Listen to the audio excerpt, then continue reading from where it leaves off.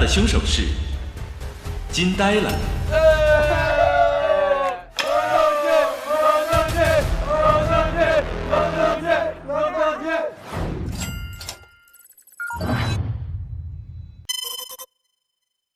我是本案的凶手，惊呆了。在这个公司，我和我弟弟都分别遭遇了忒好玩的折磨，我们躲不掉，又逃不开，唯一的办法就是杀了他，才能开始新的生活。6月21日下午15点，我无意间在忒好玩办公室门口听到他给他的手下布卡克发微信语音，布置害人计划，让我找到了杀死他的方法。6月22日的疯狂动物趴，忒好玩要在分享传说谁来帮帮我时，将提前准备好的他自己的断臂残肢掉落在我们面前，让我们以为他死亡并被分尸后化作了怨灵缠上了我们。他会在15点亲自拉下总电闸，再让手下扮作怨灵吓我们。语音里提到一个关键点引起了我的注意，忒好玩能看到常人要用特殊光谱显影灯才能看到的紫外光。电闸的标签上用了忒好玩能看到的隐形墨水做了标注，他还特别提醒忒好玩千万不要拉错，很危险。我决定去老板那里一探究竟。6月22日凌晨2点，我潜入了老板办公室，在第二个抽屉里找到了显影灯和电闸钥匙。我拿着它们去到庭院的电闸处，打开电闸后，通过显影灯看到电闸上只有一个标签纸上写着禁止触摸，小心触电。我想到布卡克特意在语音里告诉忒好玩，控制开关的总电闸在写字标签的右侧，那我将写了字的标签和左侧的空白标签调换下位置，忒好玩岂不是会把触电电闸认成总电闸，然后触电而亡？且他打算在我们分享都市怪谈的时候用断肢吓我们，并且有办法让所有人相信断肢属于他，那大家岂不就会认为他被分尸死在了分享怪谈的时候？我岂不是给自己制造了一个完美的不在场证明？我开始实施计划。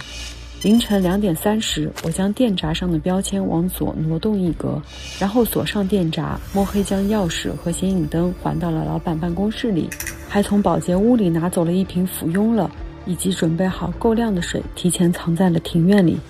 忒好玩说要在15点断电找人扮鬼来吓我们。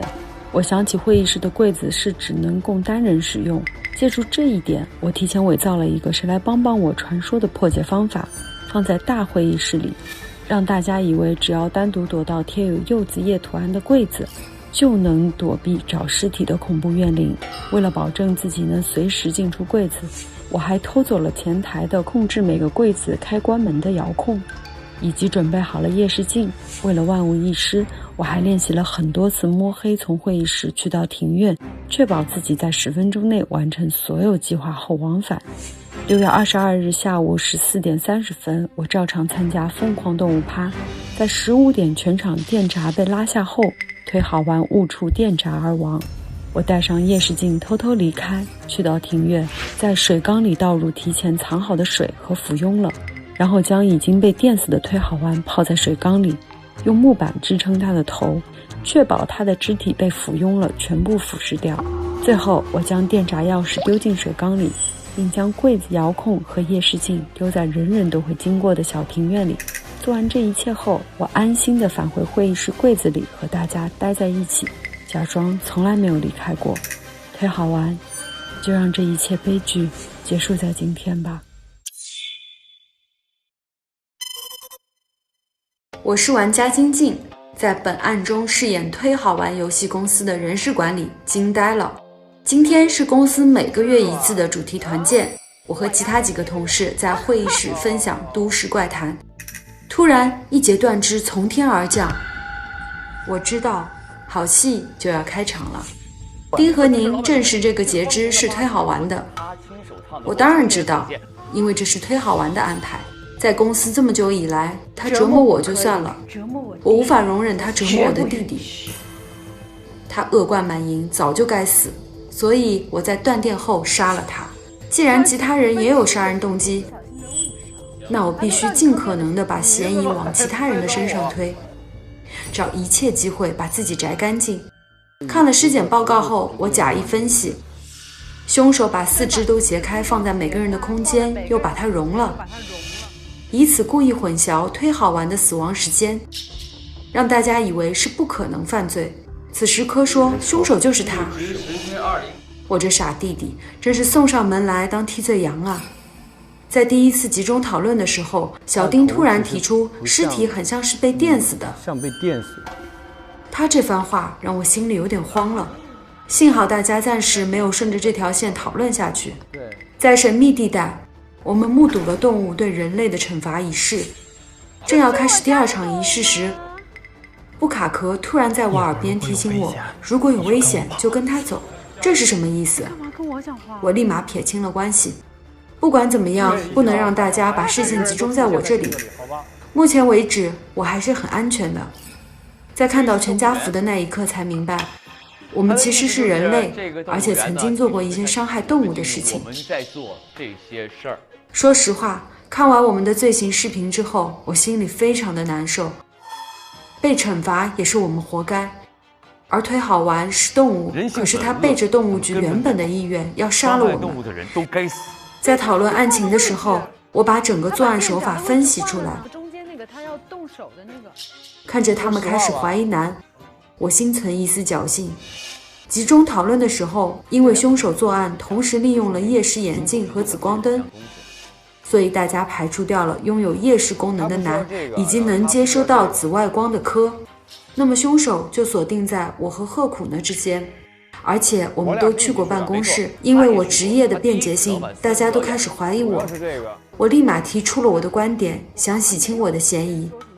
最后的投票环节，我知道我危险了，因为大家认为我的动机更大，所以我把票投给了贺苦呢，增加错误票数。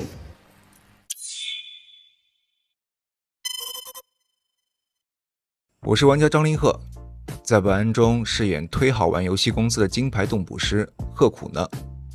今天是我们公司1个月举办一次的主题动物派对，我 cos 成卡皮巴拉的样子参加了活动。就在我们分享恐怖传说的时候，一个断肢突然从天而降，盯着你马上认出来，这是老板推好玩的腿。难道老板出现了意外？在之后的调查当中，我们找到了老板的所有肢体，发现上面都写着血字，拼起来这是一场对人类的复仇。通过线索，我得知了我的身体和生活习性正在动物化，开始生长出卡皮巴拉的毛，以及无意识做一些动物行为。这到底是怎么回事？进一步搜证之后，我发现每个嫌疑人都出现了动物的特征。我们推测很可能是有动物被虐待的，所以开启了这个复仇。我们每个嫌疑人的真实身份很可能都是动物。之后我们去到了神秘地带，发现这里真的有一群动物在此聚集，他们聚会的目的就是为了惩罚人类。但我们并不是动物，而是残害动物的人类。原来这里是一个巨大的关人园，他将残害动物的人类关在这里，给我们注射动物化的药物，折磨我们在乎的人，就是为了让我们感受动物的痛苦。死者也不是人类，而是一只火蜥蜴，它有断肢再生和看见紫外光的能力。所以今天的派对，他原本计划在15点拉断电源，用自己的断肢来整蛊我们。凶手正是发现了他的整蛊计划，于是利用了他的计划，杀死了他。在之后的调查当中，我们找到了电箱，并用紫外光找到了电箱上的标签。我推测凶手交换了电箱上的标签位置，导致死者误触漏电开关而亡。通过复盘凶手的作案手法，我发现我们在办公室里找到的让我们遇到都市传说躲到柜子里的纸卷，一定是凶手故意放的，因为只有这样他才能避开所有人作案。之后的搜证中，我们还找到了夜视眼镜和紫光灯，因为我们都被注射过药，会逐渐具备对应动物的特性。如果是狗或者兔子作案，是不需要用到这两个工具的。因此我们排除了南围裙和科仔办，嫌疑人在我和金之间。金是公司的人力，更容易接触到老板，也更加了解公司的设备，所以我投票给金。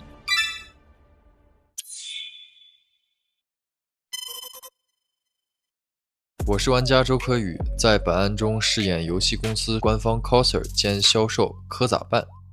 推好玩游戏公司1月1度的公司团建，上个月我没被选上，这个月我准时来到团建现场，没想到说完怪谈后，从天而降一截断肢，而丁和宁的证词证实了这是老板推好玩的推。在探案的过程中，我惊奇地发现鹤苦呢也产生了一些动物化的表现，更加证实了我的那个猜测，我们就是被推好玩圈养起来的人类。我们在庭院内发现了老板的另一只脚和头以及附庸了，我认为凶手一定是在我们躲进柜子的那15分钟进行的作案，但是最开始在大会议室又有掉落的断肢，难道老板早就死了？最开始出现致辞的老板并不是老板本人。在搜证过程中，我们去到了神秘地带，也证实了我们其实就是被动物化的人类。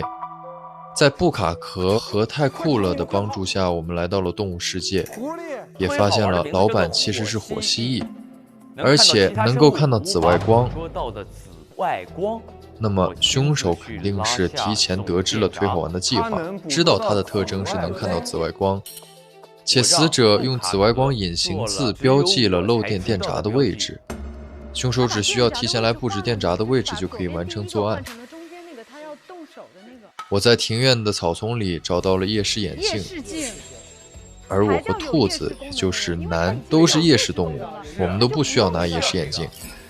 在集中讨论的时候，我提出凶手一定是能够接触到老板，并且知道了老板的作案计划，才能利用这个信息来反杀他。而我们之中只有金和鹤去过老板办公室提离职，他们更可能看到老板的手机。根据这个思路，就可以把范围缩小到鹤苦呢和金呆了。而我认为在大家都具有动物特性后，卡皮巴拉会更加温和，所以我把票投给了我最爱的姐姐金呆了。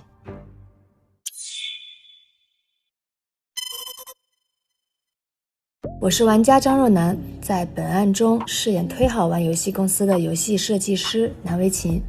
今天是2026年6月22日，也是公司1月1次的疯狂动物趴主题活动日。我们围坐在大会议室里分享都市怪谈时，天花板上突然掉下了一只写着复仇的断腿。银手啥和盯着你可以确定，这只断腿就是老板本人的。难道说刚离开没多久的推好玩，这么短的时间内就被分尸了？公司里居然发生了这么离奇的惨案。我找到了一页都市传说，因为没能帮死者找到他的身体，我们只能按照上面的方法分别躲进了6个柜子里。搜证的过程中，我们发现有人要向人类复仇，并且得知了各自的杀人动机，还发现大家都有一些动物的特性。难道我们曾经真的是动物，只是被改变成了人类？在进一步调查过程中，我们来到了神秘地带。通过在这里生活的动物的线索，我推断过去的我们都是坏人。我们是这个坏人，所以才被曾经虐待过的动物们报复，想要我们感同身受。这些推断都得到了印证。通过照人镜和动物世界的线索，也证实了我们其实是曾经虐待过动物的人类。随后我们在推好玩的箱子里发现了锯子，这应该是锯掉它4肢的东西。原来推好玩为了报复人类，制定了周密的杀人计划，并且找了同伙来配合。我记得藏人的6个柜子是可以打开并且进出的，凶手很可能利用那段时间出去作案。我们推断凶手是知道了推好玩的计划后，改变了电闸上紫光标记的位置，反杀了推好玩。随后在庭院搜出了一副夜视眼镜，而狗、兔的特性都有夜视，所以在黑暗中行动时不需要夜视眼镜。卡皮巴拉的特性却很模糊，你们不相信我？凶手作案时利用了夜视眼镜和紫光灯，因此我认为鹤的嫌疑很大。鹤也可能更想辞职带我离开这个公司，所以我把票投给了鹤苦呢。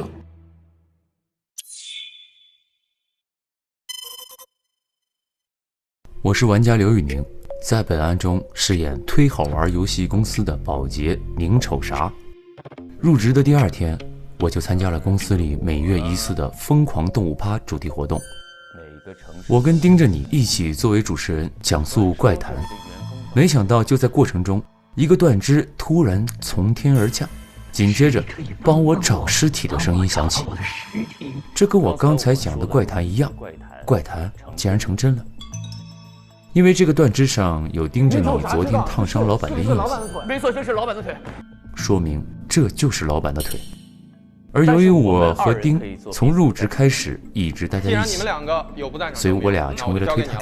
行了，紧接着我们搜证了各个嫌疑人的空间，我们发现了金呆了、贺苦呢、难为情、可咋办，都在被老板职场霸凌，且都逃不出去，被传回到了办公室里边，所以他们都有对老板的杀机。更不可思议的是，从现在的线索来看，我们竟然都有可能是动物。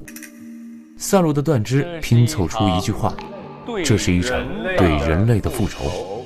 这说明是其中一种动物向人类老板展开复仇。但此刻最大的疑点是，从老板讲完开场白离开，到断肢掉落在我们面前，这期间我们没人单独行动过。凶手是如何做到的呢？难道凶手不在他们4个人之中？又或者存在帮凶，对不对？然后我们进入了神秘地带，在那儿目睹了动物们向虐待他们的人类复仇，但我们6个却被检测出了是人类而不是动物。就在我们即将被抓时，老板秘书布卡壳把我们救去了新空间。在那里我们发现这个公司是官人员，是更高维生命设立的地方，专门惩罚虐待动物的人类。我突然意识到，那老板可能就是动物。果然，通过搜证，我们得知了它是火蜥蜴，它的特性是再生。那些断肢是推好玩自己锯掉并放到各处的，为的是将我们引入神秘地带后复仇。而凶手则是利用了推好玩的计划，将计就计。先是挪动了标签位置，在推好玩去拉电闸时让他被电死，随后再在黑灯的15分钟内把它装进水缸，溶解掉身体。因为我们都被注射过药水，会逐渐具备对应动物的特征。凶手作案时用到了夜视眼镜和紫光灯。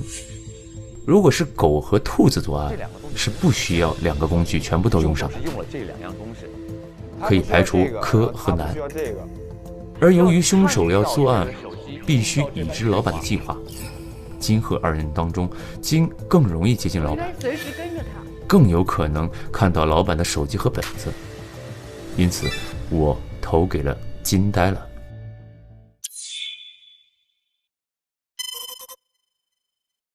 我是玩家丁程鑫，在本案中饰演推好玩游戏公司的保安盯着你，也是本案的推探。在公司每月1次的疯狂动物趴上，老板推好玩致辞结束后宣布活动正式开始，随后他就离开了。紧接着活动过程中断了电，并且开始出现了奇怪的事情，推好玩的残肢开始陆续出现在公司各处。我们最先找到了他的右腿，最后在庭院搜证时，在一口缸的盖子上发现了老板的人头，缸里都是血水，正是他被溶解的躯干。由于备用电源在断电15分钟后自动启动，乍看之下，凶手似乎必须在短短15分钟内完成杀人、分尸、转移尸块和布置现场，几乎不可能。一讨尸，我想起老板的头的状态更像被电死的，我立马提出了我的观点。随后我们进入了神秘地带，在那里目睹了动物对人类的复仇。根据线索，我猜测，因为我们曾经虐待动物，所以有人把我们也变成了动物，并对我们进行了报复，让我们感同身受。通过照人镜也证实了我们6个确实是人类。在布卡格和泰库勒的帮助下，我们一路逃脱，来到了动物世界。哇，好漂亮！在那里证实了我们的猜测，也知道了推好玩其实也是动物。根据生命体征监测仪得知，推好玩是在3点才停止心跳，再加上它原本的动物特性是火蜥蜴，拥有断肢再生的能力，我意识到它提前自断肢体其实是在制造恐慌，而凶手就是借助了死者的计划，制造了死亡假象，故意扰乱我们对他死亡时间的判断。随着搜证推进，我们发现推好丸原本想安排布卡壳用紫外光在庭院电闸上留下记号，方便他断电时吓人。只是有人提前得知了他的计划，反过来利用这套机关杀掉了他。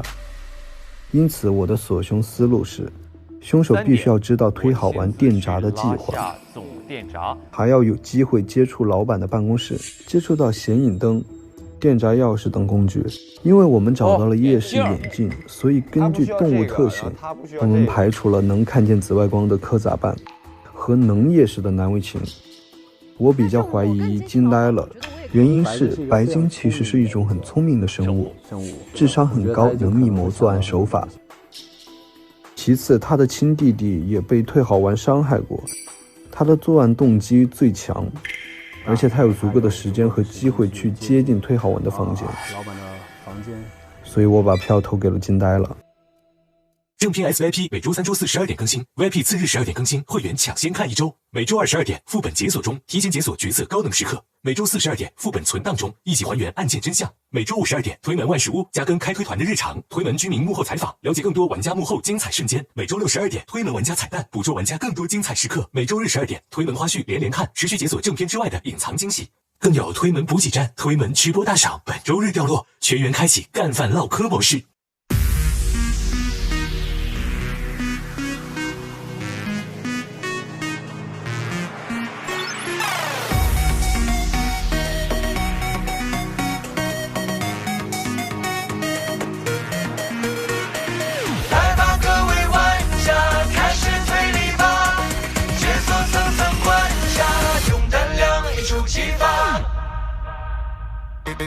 夜色系，观演绎，推视新鲜密距离，人与慌，灯影稀，暗潮无声才有意。